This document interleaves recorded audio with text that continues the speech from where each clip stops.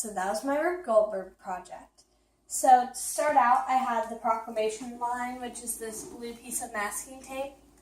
And then the 6 dominoes with the people cutouts on them represented the colonists who were traveling past the proclamation line anyways, even though they weren't supposed to. And then next I have paper, glass, lead, and paint, which were the items taxed in the Townshend Acts, which further angered the colonists. And then this white ball represented the snowball from the Boston Massacre. And then these next 5 dominoes with people cutouts on them represent the 5 people killed during the Boston Massacre. Then we come over here, and we have the dominoes with the feathers on them.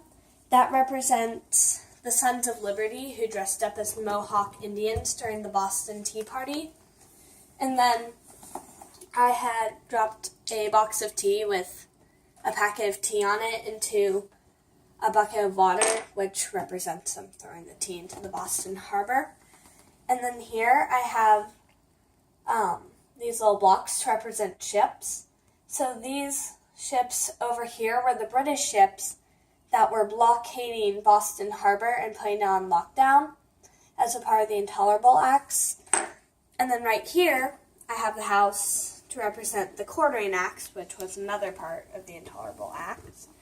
So we come through here, and then these are the flags of the 12 colonies that sent delegates to the First Continental Congress. The only flag not here is Georgia's, since they didn't send a delegate. And then here we have the battles of Lexington and Concord, where the colonists were outnumbered approximately 9-1.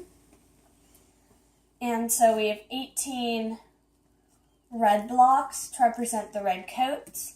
And then we have 2 dark green blocks to represent the colonist fighters. And they're in dark green and close to the leg of the counter because they used guerrilla fighting. And they stayed close to the trees, for cover, which was how they ended up beating the British soldiers who stood out in lines. And then here, this is the olive branch petition, and I ripped it in half to show the king ignoring it.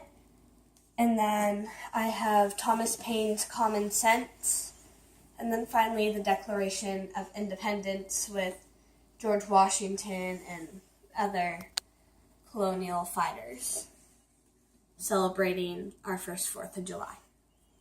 So that was my Rube Goldberg project. Yay!